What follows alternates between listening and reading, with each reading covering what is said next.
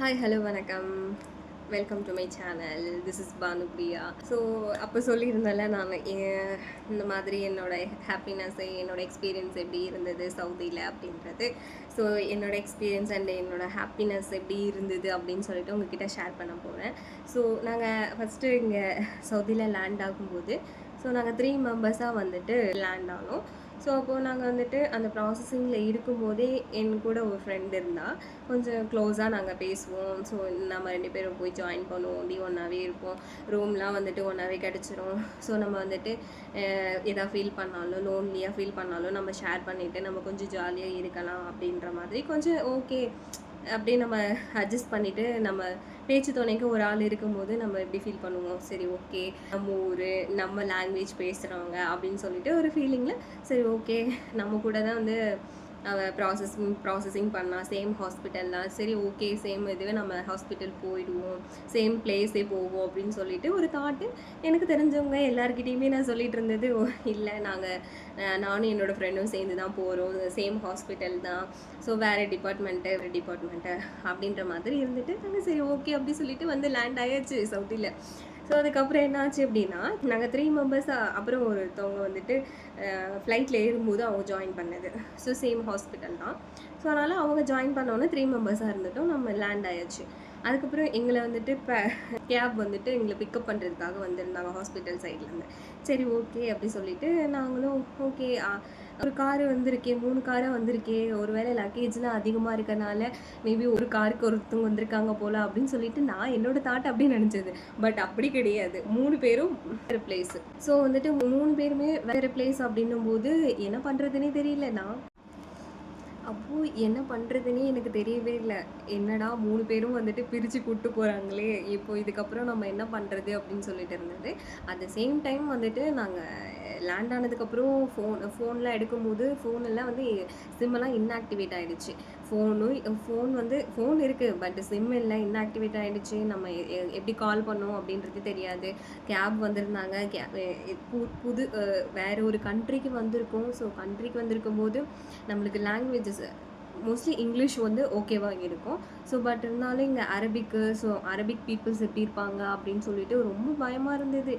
என்ன சொல்கிறதுனே தெரியல. ஸோ வந்துட்டு இந்த மாதிரி ஃபஸ்ட் எக்ஸ்பீரியன்ஸு. ஸோ நம்ம கண்ட்ரிக்கு அப்புறமா இந்தியாவிலேருந்து அவுட் சைடு அப்படின்னு சொல்லிட்டு ஃபஸ்ட்டு நான் வந்திருக்கிறது. ஸோ அதனால் எனக்கு வெளியே எக்ஸ்போஷர் வந்து அவ்வளோவா கிடையாது. இந்த மாதிரி வேறு கண்ட்ரிக்கு வந்துட்டு போய் இந்த மாதிரி எக்ஸ்போஸ் ஆகிறது அந்த மாதிரி எனக்கு தெரியாது.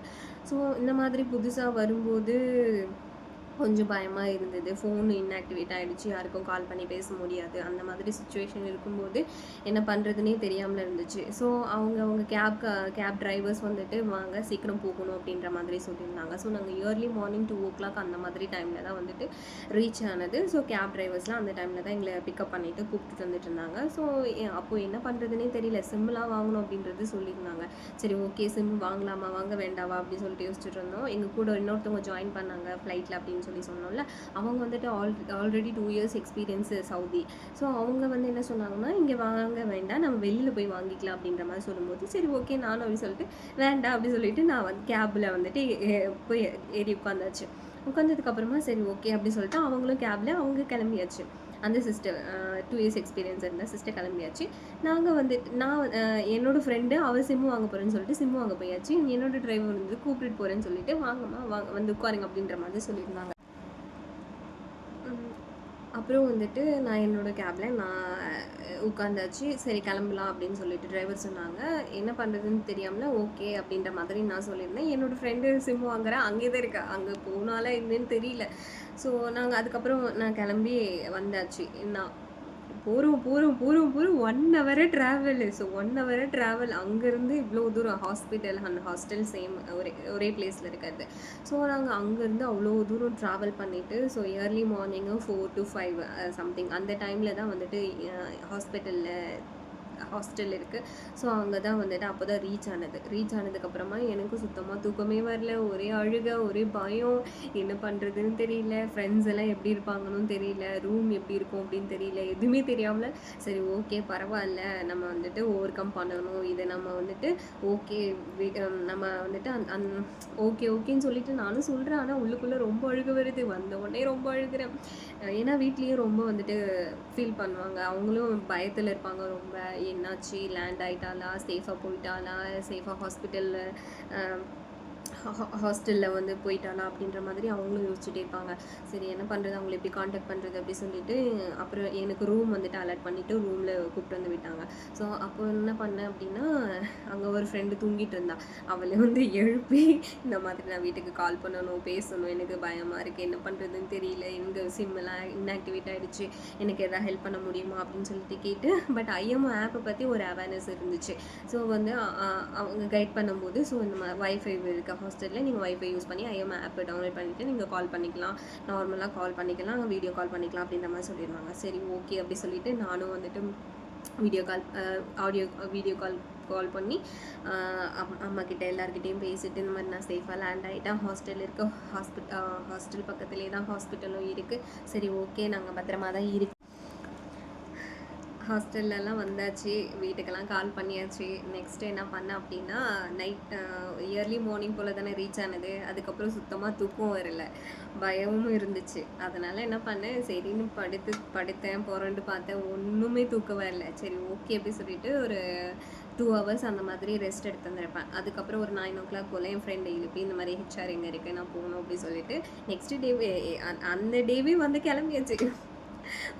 ஹாஸ்பிட்டலில் போயிட்டு ஹெச்ஆர் பார்த்துட்டு அங்கே என்னென்ன ப்ராசஸ்லாம் பண்ணணுமோ, ஃபைல் ஒர்க்ஸு, டாக்குமெண்ட்ஸ் என்னென்ன நம்ம சப்மிட் பண்ணணும், அது ப்ளஸ் வந்துட்டு என்னென்ன ஃபார்ம்ஸ் ஃபில் பண்ணணுமோ அந்த ஃபார்ம்ஸ் எல்லாம் ஃபில் பண்ணுறது, ஸோ ப்ளட் டெஸ்ட் பண்ணுறது, சேம் டே அன்றைக்கே ஃபுல்லாக எல்லாமே முடிச்சதுக்கப்புறமா எங்களுக்கு வந்துட்டு ஹையர் அஃபிஷியல்ஸ் இருக்காங்க. ஸோ அவங்களெல்லாம் மீட் பண்ணிவிட்டு என்னைக்கு வந்துட்டு ஜாயின் பண்ணுறது அப்படின்ற மாதிரிலாம் கேட்டிருந்தாங்க. ஸோ நான் என்ன சொல்லியிருந்தேன், நான் நெக்ஸ்ட் டேவே ஜாயின் பண்ணுறேன் அப்படின்ற மாதிரி சொல்லிட்டேன். என்னன்னு தெரியல, டக்குன்னு சொல்லிவிட்டு நெக்ஸ்ட் டேவே ஜாயின் பண்ணுறேன், ரெஸ்ட் எடுக்கிறது, அரேஞ்ச்மெண்ட் பண்ணுறது எதுவுமே யோசிக்கவே இல்லை. நான் நெக்ஸ்ட் டே நான் ஜாயின் பண்ணிக்கிறேன் அப்படின்ற மாதிரி சொல்லியிருந்தேன். அதே மாதிரி எங்கள் ஹாஸ்பிட்டலில் 3 days எங்களுக்கு ஃபுட் வந்துட்டு ப்ரொவைட் பண்ணிட்டாங்க. ஸோ அது ரொம்ப எனக்கு ஹாப்பினஸ்ஸு. ஏன்னா வந்த உடனே நம்மளுக்கு வந்துட்டு ஆயிலெலாம் வந்துட்டு அலோடு இல்லைல்ல நம்மளுக்கு, ஸோ ஃப்ளைட்டில். ஸோ அதனால் நான் அதெல்லாம் கொண்டு வரல. ஸோ அது அப்புறம் பவுடர் ஐட்டம்ஸ் எல்லாம் எதுவுமே கொண்டு வரல. ஸோ அதனால் வந்துட்டு என்கிட்ட அந்த மாதிரி ஐட்டம்ஸ் இல்லாதனால என்னால் சமைக்க முடியாது. ஸோ நான் பர்ச்சேஸ் பண்ணிட்டு தான் சமைக்க முடியும்.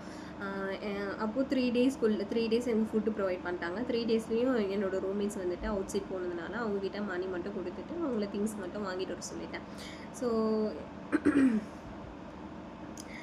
ஸோ திங்ஸ் எல்லாம் வாங்கிட்டு வந்ததுக்கப்புறமா அதெல்லாம் அரேஞ்ச் பண்ணியாச்சு. ஒரு சைடு ரொம்ப இந்த மாதிரி பயத்தோடு வந்துட்டு அப்புறம் கொஞ்சம் அப்படியே செட்டில் ஆயாச்சு. என்னோடய ஹாப்பினஸ் என்னது அப்படின்னா, என்னோடய ஜென்ரேஷன்லேயே நான் தான் ஃபஸ்ட்டு வந்துட்டு இந்த மாதிரி அதர் கண்ட்ரீஸ்க்கு வந்துட்டு ஸ்டே பண்ணி ஒர்க் பண்ணுறது எல்லாமே நான் தான் பண்ணியிருக்கேன். ஸோ அது வந்துட்டு எனக்கு ரொம்ப சந்தோஷமான விஷயம்.